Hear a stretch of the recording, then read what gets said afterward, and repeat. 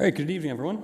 Welcome to this special meeting of the Finance and Corporate Services Committee, where we will hear the public's input into our 2024 budget. I believe Mr. Haggie is going to be kicking us off with some brief comments. Sure, just a few brief comments to begin this. We do have all of our budget information provided online. We've been clear and concise, trying to tell everybody what we're going through as far as our proposed the tabled or the draft budget tax rate increase of 3.9%, which would be $47 impact on the average home. A water increase, or water utilities increase of 6.3%, which is $77, for a total impact on the homeowner for $124. We've got all of our budget content posted online, like we have in most of our, or in all of our prior budget sessions. We've got the presentations that Council has seen and discussed even earlier today, as well as all of the content that's in the budget binder. We've got the draft budget document that's in a design format, hopefully more readable and user-friendly than some of our more utilitarian documents from the past. And all the information that is being discussed at the public budget meetings is posted online on the budget website. We have a survey that we're looking for people to fill out and provide input as to what they think the top priority should be for the strategic options. So it closes tomorrow, so hopefully people listening or watching will be able to take part in that tonight. It does close tomorrow, so we already have 150 responses providing some input into that process, and we'll have all of those, or the information from that provided out to Council, and that can be part of the public record as well. We've got budget videos that we continue to post online if people are trying to understand municipal budgeting more broadly as opposed to specifically what's being done in this year's budget process. We provided a few of those videos, or produced a few of those videos just last year. And again, they're available on our budget website for people to look into things. So we believe we've done a decent job as far as getting the information out, having it in a public, reasonably accessible format for people. We're here on November 27th, having our public input night to the 2024 budget process. So we have a few different avenues for people to provide their feedback, as well as I know from time to time individuals will contact their ward councillors and bring their opinions to them, so that becomes part of their record as well. We look forward to hearing what there is to be added to the budget input process here tonight before the mayor proposes the budget next week. And that is all, Mr. Chair. Thank you, Mr. Haggie. Appreciate it. Just some notes for the delegations who registered for the meeting. I'd like to remind all delegations of some guidelines for participation. If you conduct yourself in any of the following manners, it will result in immediate removal from the meeting: interrupting councillors, staff, or other delegations, derogatory statements about councillors, staff, or others, and hate speech and/or defamatory comments. Last reminder for delegations: please do not take any offense if following your presentation there are no questions from Council. This is Council's time to really listen and reflect upon the opinions and ideas shared with us from our community members. No more so than in public input session. This isn't really a time for members of Council to be introducing new ideas, or really they should just be asking questions of clarification, because this is the time for our delegates to speak. And we do have 4 this evening, and you have 5 minutes to make your presentation. And the first delegation we have is Florence Day.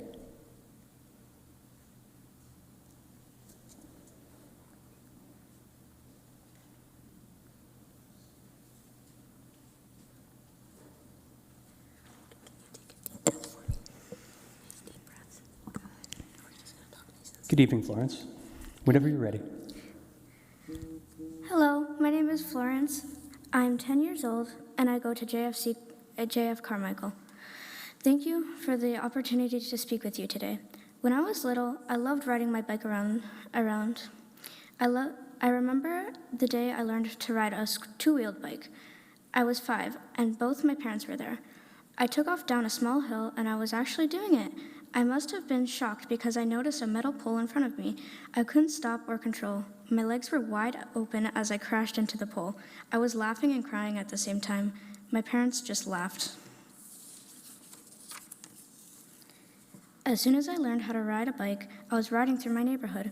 I remember when I rode a bike to the movies with a friend, Claire. A few years ago, I learned how to skateboard at Manulife parking lot with my mom, dad, and brother. That was the only time we got along, really. As I'm getting older, I ride through the city rather than just my neighborhood. The reason bike lanes are so good is because they're separated from cars, but they're also separated from people. My point being, I feel more comfortable with them around. I feel that it is important to finish the bike lanes being connected. As my parents always say, finish what you start.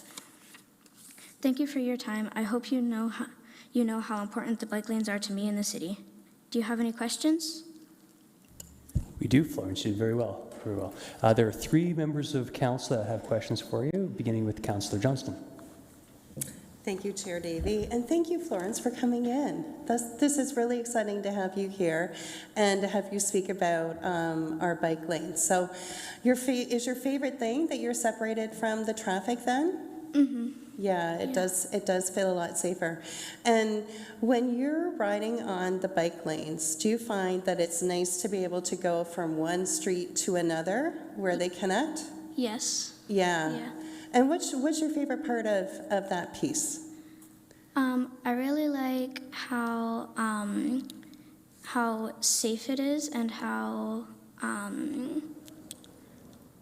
it's not as risky for bikes or bikers to get ran over by cars, because if they're in between cars, then there's a chance that they might get ran over. And on the sidewalks, it's very narrow, so it's really hard to cross by people. Yeah, exactly. So do you find that it's nice to know that like pedestrians and people, dog walkers, etc., are on the sidewalk, the bike lanes are in place, and you know that there's only going to be cyclists there, and then the cars are, that everybody has a spot on the road? Is that your most important thing? Yes. Yeah, that's great. Florence, thank you for coming in. You did a really great job. Thank you. Thank you, Florence. The next question is from Mayor Urbanovich. Thanks, Florence, for coming in this evening and sharing. Oh, sorry, is your microphone on there? It says it is on over here. Oh, hang on. Just hang on 1 second, Mayor. We're just switching over to committee. Just that's to remind the mayor that he's not really a strong mayor, but a weak mayor. But in all honesty, Florence, thank you so much for coming in this evening and sharing your thoughts with us. As you were talking about your initial rides and so on, took me back to my days when I went from a three-wheeler when I lived in Hamilton. It actually got stolen at the library one day when I was there, and then I ended up getting a two-wheel bicycle with training wheels and a banana seat, and it was like the coolest thing in the world. So thank you for taking me back a long time ago to some of those memories. But it was also really important for me to hear how important bike lanes are to someone like you. And I'm just wondering, like, when you talk to your friends who are, your age or maybe a little younger, a little older, do they like cycling as well? And is it important from them, from some of the things you've heard? Yeah, I think it is very important to them. Okay. And just since you're here anyway, are there any other things you think would be really important for us to think about as a city council? No, I don't think so. Not today? That's a big one for today? Well, if you have any others, I'm sure we'll gladly take an email from you, and you can share that with us in the future, okay? Thanks again. And by coming in, you show us that you're never too young to care about your city and the way it develops and to try and make a difference. So we very much appreciate it. Thank you so much. Bye. Oh, sorry, there's still one more. Yeah, a couple more questions for you. No. You signed up for this. Now you're going to. Councillor Singh. Thank you, Mr. Chair. Florence, so proud of you for coming before council. For some of us to be able to speak, it can be a challenge, let alone someone your age, to put forward, things that matter to you most. And I'll tell you this much, I have a 10-year-old, she's turning 11 next month. I'll be showing this video and saying, hey, up your game, because Florence is doing amazing. So, no, that's great of outlining what a protected bicycle lane can be for someone of your age, which I think goes to, the safety aspect of those cycling network. What's your feeling on the trails network within our city, where it can connect well and weave into our cycling network as well? So the trail network would be the Iron Horse Trail. That's right. Or my question would be, do you enjoy going on the trail on Kitchener trails also? I'm right there every day. Yeah, I get to school by the Iron Horse Trail a lot. It's only a 20-minute walk, and it's really easy to get to school. Awesome. And I think the Iron Horse Trail is maintained in the winter, right? It's asphalted and winter maintained? Yes, I think Awesome. And I think we need more of those, so thank you. so. Yeah. All right, there's just one more, Councillor Michaud. Thank you, and thank you, Florence, for coming forward tonight. I was actually going to ask you how you get to school. Do you cycle all the way? And are you able to leave home and get right to school on a trail or a bike lane? Yes, I am. And now, do you have to cross any roads when you do that? Across Highland. Yeah, I cross Highland. Oh, that's a busy street at the intersection, right? Yeah. Yeah. Can you think of any way it would be easier if you didn't have to cross the street? Is there any other way, what would be an improvement could be? And if you can't, that's okay, because I'm asking you for now road construction, that's all Yeah, I right. don't think so. It's okay. I can't. With your crossing guard. Yeah, a crossing guard. Crossing guards. And you have a crossing guard there? No. No. Oh, okay. Well, we'll have to work on that then. Thank you very much for coming forward. You did a great job. Thank you. Yeah, there's no more questions, Florence. Thank you. I've been doing this for a long time, and I'm pretty sure you're the youngest delegate we've ever had. And all kidding aside, it really actually is important to hear in this format the impacts of some of the decisions we make from our younger people. So thank you so much. Bye. Okay, actually, I did forget to mention we did have 2 written submissions, but up next, our next delegate is Isabella Stefanescu. Apologies if I mispronounced that.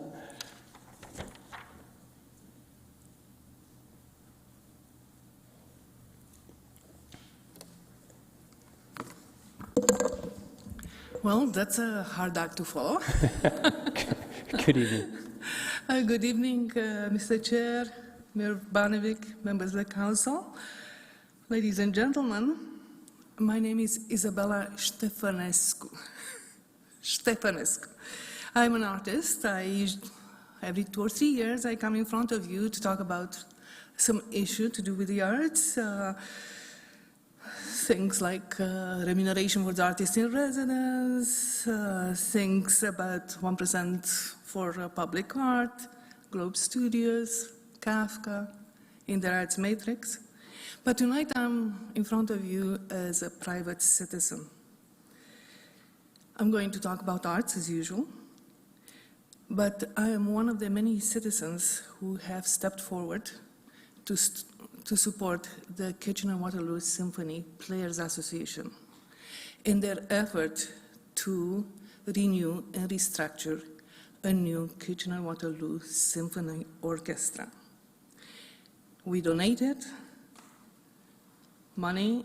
I donated 1 day's work, which for me is a big thing because I'm an artist and I'm a gig worker, so 1 day really counts. We attend every benefit concert. We try to keep this whole thing going. I'm one of the citizens who is supporting the players, and I shall not repeat the fact, you probably all know that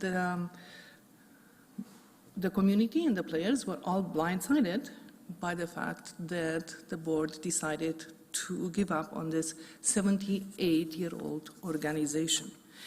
What I want to bring your attention is that there is more than one organization involved in this whole complex thing. First of all, the organization that stumbled, the Kitchener-Waterloo Symphony Orchestra Association.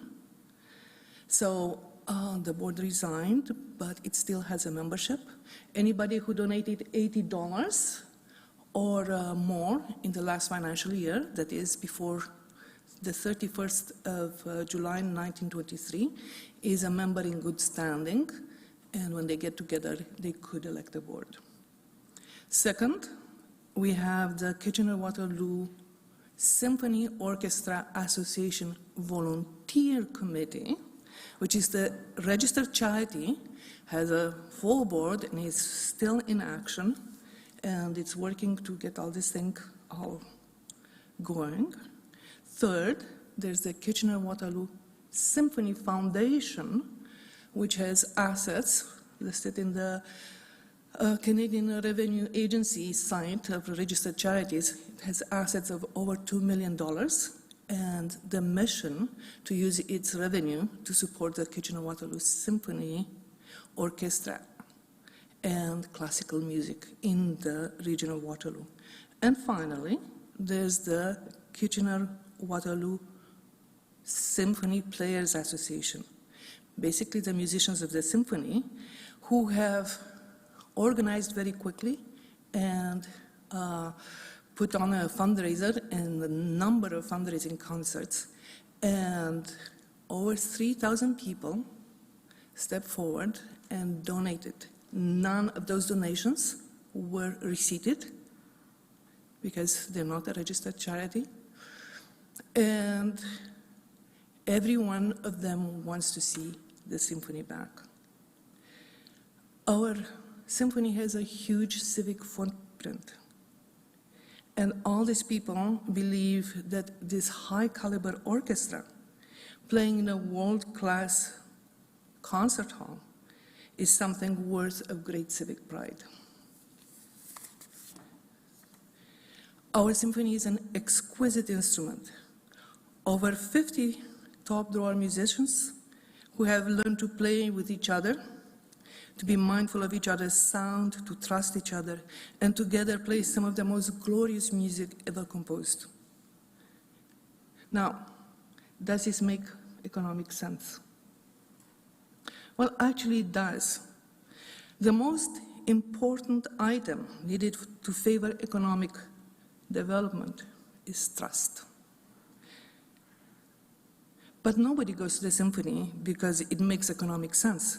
We go because it's thrilling to listen to music, resonating naturally in a great concert hall. We go for the collective effervescence of doing that, of listening to music with 2,000 other people. So what I ask you is that you give the orchestra time, the players, the other organizations to get together and organize, restructure, and renew our orchestra. We have an orchestra that is fabulous.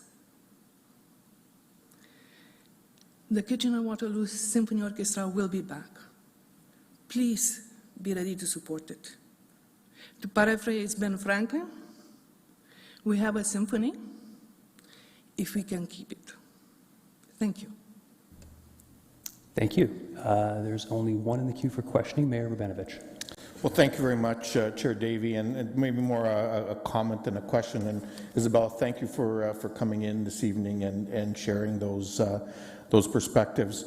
I think it's fair to say that many of us were certainly disappointed by the news when it broke a couple months ago now, with the decision that the very difficult decision I know that the Symphony Board needed to make.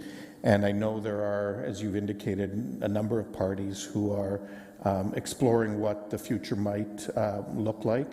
As you're aware, the Symphony was home in the Conrad Center for the Performing Arts, and so the city has continued to have dealings with both the, I don't know what's the right word, receiver? Trustee for the bankruptcy, as well as with the Symphony Foundation as part of the ongoing dealings that need to happen as part of that process. And I think it's fair to say that we continue to dialogue with parties who share in some of the aspirations that you've indicated, and look forward to seeing where those conversations go. Yes, so basically I would hope that the city of Kitchener would keep the annual grant to the Kitchener Symphony in the budget conditional on the orchestra restructuring and renewing and getting ready to do a next season. Normally, the orchestra new financial year would start on the 1st of August. So basically, if you would have patience for the community to organize and get these things doing, I think it would be a great thing. Okay, thank you very much for coming in this evening. Thank you. Yeah, there are no further questions. Thank you so much, Isabella, for your presentation. Okay, our next delegate's virtual, Zach Young.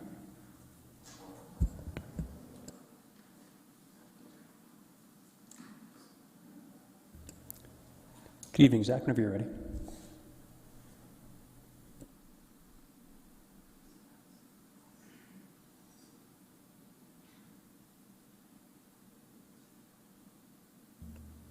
Good to start, Councillor Davey? Yeah, you're good to go, Zach. Perfect, thanks. Everyone, and thank you very much for the opportunity to speak this evening. Joining this evening to delegate on behalf of response to some of the comments last week in review of the budget, and particularly with respect to active transport and cycling network improvements. The reason I wanted to reach out to speak today is I've been looking for an opportunity to share some of the experience that I've had as a regular user of the cycling network, and someone who I think represents one of the goals of the program in terms of expanding cycling use. I'm a father of one, soon to be two. Been living in Kitchener-Waterloo for 13 years, although with the opportunity to live in a few other places while in undergrad. Currently, I'm contacting you from Cherry Park and recently moving to Westmount. We're a regular user of the cycling network, both myself and my wife. We're a single car household with the goal of trying to keep it that way, both for the financial benefits of only having one vehicle as well as commitment to more sustainable transport. I'm also a employer in the region as a clean tech entrepreneur, and we have our operations based in Huron Park, south of Kitchener. I bike there 3 to 5 days a week, dropping my son off at daycare and continuing on to work for about a 20-kilometer round trip each day. I do so in a bit of a odd contraption as far as a cargo bike. It's got seats enough to have 3 kids in it. I'm only planning to fill it with 2 in the near term. But with the goal of us being able to transfer more of our travel towards bikes. Speaking on behalf of my wife, she travels to Toronto once or twice a week for work, where she's traveling to the GO station. And for herself and myself, we much prefer using the road with good cycling connections, both infrastructure built on the roads as far as separated bike lanes, as was just discussed, as well as the trail network. In terms of getting to school, it's or daycare for my son right now, it's a variety of on-road infrastructure, including some of the projects that were completed on Belmont, Queens Avenue, and some of the other trails that connect them between our location and Forest Heights. Continuing on from there, I use some of the trails along Fisher-Hallman, and the crossings there are ones that would certainly be the kinds of improvements, crossing roads that were discussed in the capital budget plan for this year, as well as connections to the train station, which are, of course, integral to make sure that people like my wife can choose to bike to the train station, take the train in the morning and not be traveling by car. Taxi, Uber, and having the option to be able to travel to work that way and in a way that is lower car. In doing so, we're contributing to reducing congestion on the roads. These bike improvements are not just taking lanes away, or some of the frustrated comments that we hear from some of the constituents, but understand that these kinds of connections are the only way that this network is going to serve its purpose of being able to have more people travel on it. And the connections and the quality of this infrastructure is really important too. About 25% of our staff, on a quick straw poll at a conversation over lunch, said that they would be cycling to work if there were better connections from downtown Kitchener to its location in Huron Park.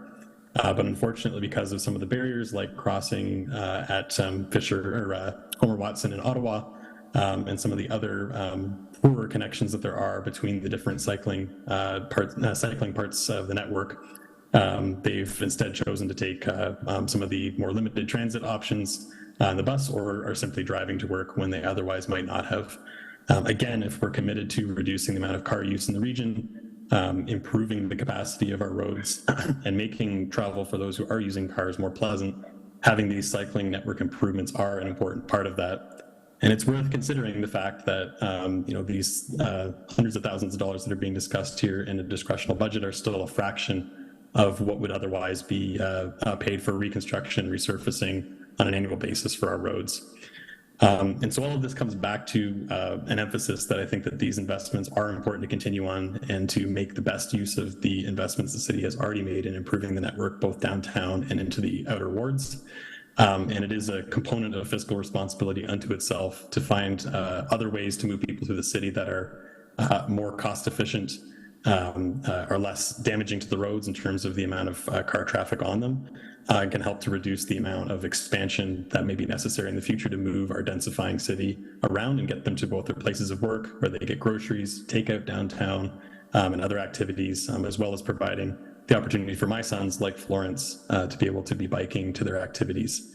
And so I hope that you'll consider that and understand that the investments we're making now will be for many years of improved transit through the city. And that cycling is going to be an integral part of what makes Kitchener one of the most livable cities going forward. Thanks. Thank you, Mr. Young. That was almost exactly 5 minutes. You do have one question, Councillor Johnson. Thank you. Thank you, Chair Davey. And not so much a question, but Zach, first of all, welcome to Westmount and welcome to Ward 8. That's really great to hear that you'll be moving into the neighborhood. So really wonderful. And I think that having that connectivity to be able to travel in separated cycling infrastructure, like you were talking about, on Belmont, on Queens Boulevard, and then Fisher Hallman. The cycling lanes that are basically part of the old boulevards there are really important, and it's exciting to hear how you're integrating your whole family into this. I'm sure when your kids are old enough, they'll be out riding bikes. I feel like my family, my kids are 31 and 29. We had one of the very first bike trailers and then a trail-a-bike for both of them whenever they were a little bit older, and that's kind of started their lifelong love of cycling as well. So thank you. Your perspective is really important. Like you said, like everybody that's on their bikes, it's one less car on the road, less congestion, and better for the environment. And frankly, I love to talk to people about how cycling lanes really are economic development as well. So thanks for doing your part. Thanks for coming in. And it was great to hear Florence tonight too. I don't know if you're able to hear her presentation too. Thanks. Yeah.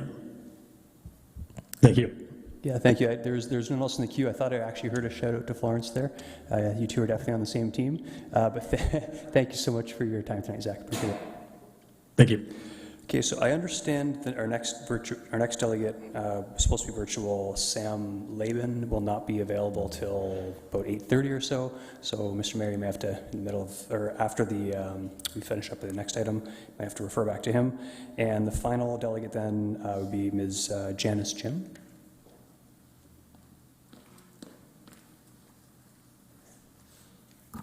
Good evening. Hi, good evening. 2 mics, all right. Good evening, members of council and Mayor Benedict. I'm a board member of CycleWR and here to represent the group. We're happy to see that there's $700,000 allotted for cycling infrastructure, and we would encourage the city to maintain those funds and timelines to finish the downtown cycling grid, so that these benefits can be seen sooner and that we don't add another disconnected connection to our network. We are already seeing some of the benefits based off the report Kitchener released in September of 2023. We're seeing more people cycling and rolling around town on safe, all ages and abilities infrastructure, AAA infrastructure. And this is apparent in all the new cycling infrastructure in downtown and outside of downtown. We look forward to seeing and encourage a post-DTK grid completion focus on more paved trails with traffic-calmed crossings, an example being the Henry Strom Trail. These can be the most desirable routes for people to get around Kitchener, even if they aren't always the most direct route.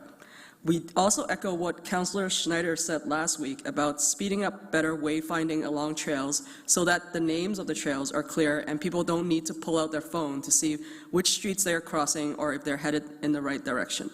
We also agree with Councillor Johnston that we should continue the discussion about lifting more of our trails as standard practice, lighting more of our trails as standard practice in the near future. We are also happy to see the $425,000 allotted to traffic calming infrastructure. This will allow our crossings, cycling, and rolling and walking to be safer on local streets. Physical traffic calming should also include cycling infrastructure on local streets. Examples of these being raised crossings, raised intersections, chicanes, speed tables, and humps. Once we make our local streets calmer, it will encourage people to not bike on sidewalks and instead on our local residential streets. It is awful road routes being around collector and arterial roads where physical cycling infrastructure like cycle tracks are needed. Overall, we encourage more cycling infrastructure and traffic calming measures citywide. There is support in the community for Kitchener to enable us to get around safely. This also lines up with Transform WR's goals. In October, Cycle WR conducted a region-wide survey, and we almost had 200 people across the region respond to it, including those from the townships. Over half of our responses were from Kitchener. Many mentioned a concern for safety while cycling. These issues include slowing down automobiles at crossings and multi-lane roundabouts, fast vehicles in general, the lack of separation from the road, secure bike parking, theft of bikes, and an unconnected cycling network. One example being infrastructure directing and suggesting people who are biking mix with fast automobiles on painted bike lanes or nothing at all. We do have a question around the $40 million dedicated to the full road reconstruction projects. Are these project costs including cycling infrastructure and traffic calming? If so, we look forward to seeing new AAA infrastructure and traffic calming built into those projects. If not, could some of that funding be redirected to trails and traffic calming, or could those projects include those costs? Most needed infrastructure is in the suburbs, as a few councillors mentioned last week. Thank you for your time. Thank you, Ms. Jim. I'm actually not seeing any questions for you, but thank you so much for your presentation on behalf of Cycle WR, right? Yeah. All right. Thank you. Have a good evening. So that concludes Finance and Corporate Services. As I said, there is another delegate. I'm not sure how you would like to handle it, Mr. Mayor. If he, apparently he would be available at 8:25 p.m. Oh, sorry. Go ahead. So I think what I'd suggest, Councillor Davey, is that we end this meeting so we don't need to come back to it, and we'll simply find a way to insert him at the appropriate time. It might have to wait a little bit because, you know, I don't want to keep going back and forth, but we'll just consider it within the special council meeting. Yeah, as long as we can do that, that makes the most sense. Yep. So, motion to adjourn. Councillor Johnson, those in favor? Opposed? Carried. And 5 minutes, please. And 5 minutes. Yep.